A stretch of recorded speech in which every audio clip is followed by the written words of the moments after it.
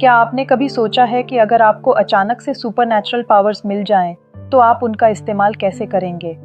आपका dear listeners, हमारे channel पर स्वागत है, जहां कहानियां सिर्फ सुनी नहीं जाती, महसूस की जाती हैं। आज की मूवी साइकोकिनेसिस आपको सिखाएगी कि कभी-कभी हमारी सबसे बड़ी शक्ति हमारे प्यार में छुपी होती है। हमारी कहानी की शुरुआत होती है रूमी नाम की एक लड़की से, जो अपने छोटे से चिकन रेस्टोरेंट के साथ एक सादा सा जीवन जी रही थी। उसकी माँ ने उसे अकेले ही पाला था, क्योंकि उसके पिता शिन ने बचपन में ही उन्हें छोड़ दिया था। रूमी कभी कॉलेज नहीं गई थी, लेकिन वो अपनी माँ के साथ खुश थी। लेकिन खुशी कभी ज्यादा देर टिकती नहीं। एक दिन टेसन नाम की एक बड़ी कंपनी ने उनकी जगह पर मॉल बनाने का फैसला किया।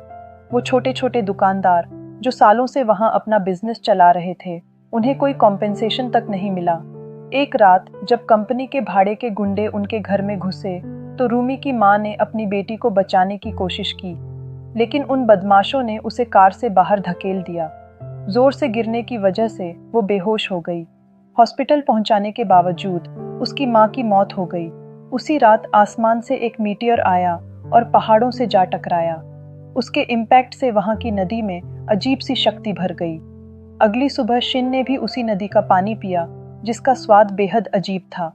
शिन एक बैंक में सिक्योरिटी गार्ड का काम करता था। उस दिन उसके पेट में दर्द होने लगा। रेस्टोरेंट में खाना खाते वक्त अचानक उसके आसपास की सारी चीजें हवा में उड़ने लगीं। टेबल्स, चेयर्स, सब कुछ खुद ही गिर गए। घर जाकर जब उसने सिगरेट जलाने के लिए लाइटर लेने की कोशिश की, तो लाइटर खुद ही उसके हाथ में आ गया। तभी उसकी बेटी का कॉल आया। उसने बताया कि उसकी माँ की मौत हो गई है। अंतिम संस्कार में जब शिन पहुंचा, तो वो अपनी बेटी को पहचान भी नहीं पाया। इतने सालों बाद वो उसे देख रहा था। वहां प्रेसिडेंट मिन भी आया, जो कंपनी के गुंडों का लीडर था। उसने कहा कि रूमी की माँ की मौत कंपनी की गलती नहीं है। गुस्से में रूमी उसे पीटने वाली थी, लेकिन लॉयर किम ने उसे रोक दिया। जाते वक्त मिन ने एटीट्यूड के साथ रूमी को पैसे दिए, लेकिन उसने वो पैसे उसके मुंह पर दे मारे। शिन जब रूमी के रेस्टोरेंट गया, तो उसकी बर्बाद हालत देखकर वो भी दुखी हो गया। गुस्से में उसने हवा में पंच मारा, लेकिन इससे कूड़े का बड़ा ढेर गिर गया।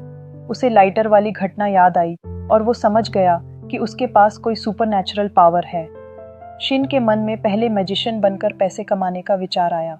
वो सर्कस में काम मांगने गया और उसकी पावर्स की वजह से उसे तुरंत जॉब मिल गई। अगले दिन रूमी को पता चला कि उसकी माँ की पोस्टमार्टम रिपोर्ट में डेथ का कारण इंजरी बताया गया है। उसके पास कंपनी के खिलाफ कोई प्रूफ नहीं था। जो विटनेसेस थे, उन्हें कंपनी ने पहले ही खरीद लिया था। जब शिन ने रूमी को अपनी पावर्स दिखाई और कहा कि अब वो पैसे कमा सकता है, तो रूमी को बिल्कुल भी विश्वास नहीं हुआ। उसने गुस्से में कहा कि वो सिर्फ टाइम वेस्ट कर रहा है।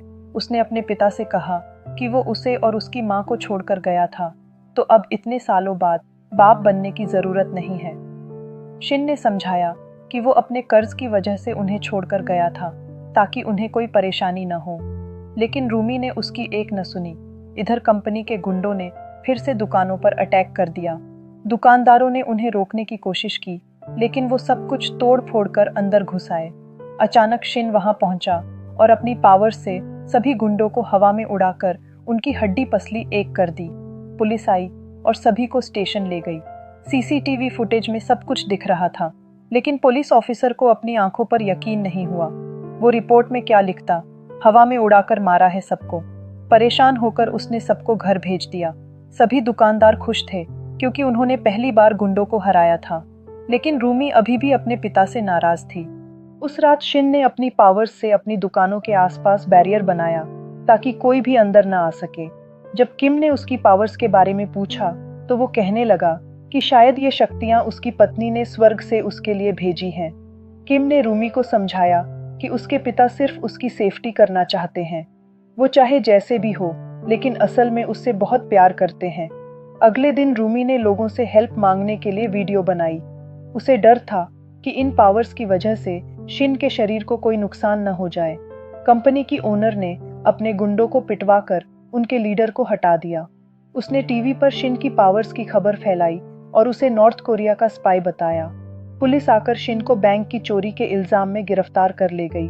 कंपनी के किसी आदमी ने पैसों के बदले रूमी की मां के मर्डर का इल्जाम अपने सर ले लिया। इससे कंपनी सारे लीगल इश्यूज से बाहर हो गई। ओनर ने पुलिस से हाथ मिलाकर शिन को जेल में डलवा दिया। सभी गुंडे अपने लीडर के साथ जमीन पर कब्जा करने पहुंच गए। किम ने रूमी को ये सब बताया और वहां से भागने को कहा, लेकिन रूमी आखिरी दम तक लड़ना चाहती थी। ओनर ने जेल में शिन से मिलकर ऑफर दिया कि अगर वो उसकी कंपनी के लिए काम करे तो वो उसे छुड़ा देगी, वरना वो उसे पब्लिक की नजरों में गद्दार बनाकर छोड़ेगी। पुलिस ने कंपनी के ऑर्डर्स पर बैरिकेड तोड़ना शुरू किया। रूमी और बाकी दुकानदारों ने छोटे बॉम्ब्स फेंककर उन्हें रोकने की कोशिश की, लेकिन पुलिस ने जेसीबी से खुदाई शुरू कर दी। जब रूमी एक फंसे हुए आदमी को बचाने की कोशिश कर रही थी तो अचानक जबरदस्त धमाका हुआ। पुलिस बाजार में घुस गई और सभी दुकानदार छत की तरफ भागे। जेल में शिन ने अपनी पावर्स से पुलिस ऑफिसर का फोन छीनकर लड़ाई की खबर देखी। वो एक बार फिर से अपनी बेटी को अकेला नहीं छोड़ सकता था। उसने अपनी हथकड़ी तोड़ी और जेल की दीवार में बड़ा छेद करके भाग गया। सबसे पहले उसने पुलिस की सारी कार्स तहस नहस कर दी। फिर उसने उड़ना शुरू किया, लेकिन एक बिल्डिंग से टकराकर नीचे गिर गया। अपनी बेटी का ख्याल करके वो कूदते फादते आगे बढ़ता रहा। रूमी और बाकी दुकानदार छत तक पहुंच गए, लेकिन एक आदमी सीढ़ी से गिरकर लटक गया।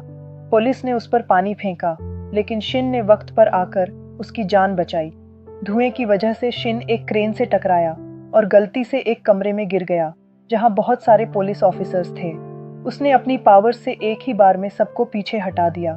किम सबको सीढ़ी से दूसरी छत तक पहुंचा रहा था, लेकिन रूमी लेट हो गई और पुलिस ने उसे बंदी बना लिया। शिन ने वहां पहुंचकर सभी ऑफिसर्स को हवा में उड़ा दिया। हजारों पुलिस ऑफिसर्स मिलकर भी उसकी ताकत का मुकाबला नहीं कर सके। उसने अपनी पावर से सभी दुकानदारों को सेफली छत पार करा दी। अब वो अपनी बेटी को ढूंढने निकला। रूमी एक क्रेन के कंटेनर में बंद थी, जो नीचे गिरने वाले ऑफिसर को बचा रही थी। शिन ने अपनी पावर से पूरा कंटेनर ही सेफली छत तक पहुंचा दिया। इस धमाके में रूमी नीचे गिर गई, लेकिन जमीन से टकराने से पहले ही शिन ने उसे बचा लिया। अपनी बेटी से आखिरी बार माफी मांगकर शिन ने खुद को पुलिस के हवाले कर दिया। 4 साल बाद जब शिन जेल से रिहा हुआ तो उसने देखा कि पुरानी दुकान की जगह कुछ भी नहीं था। कंपनी को बहुत नुकसान हुआ था, इसलिए कोई मॉल बना ही नहीं था। वो नए रेस्टोरेंट में गया जिसका नाम रूमी ने सुपर पावर चिकन रखा था। वहां उसकी बेटी उसका इंतजार कर रही थी। आपने देखा कि कैसे एक पिता अपनी बेटी के लिए सारी दुनिया से लड़ गया।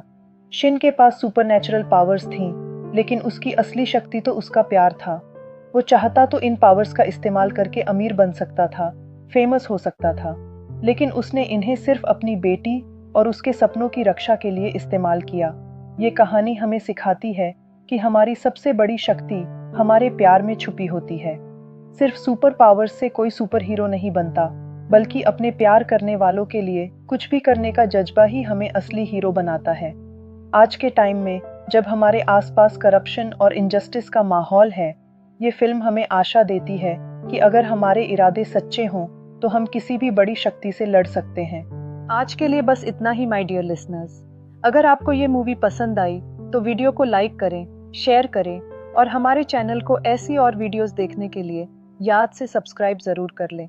मिलते हैं बहुत जल्द एक और फिल्म की कहानी के साथ। तब तक अपना ख्याल रखिए, खुश रहिए और अच्छी फिल्में देखते रहिए। Till then, goodbye my dear listeners.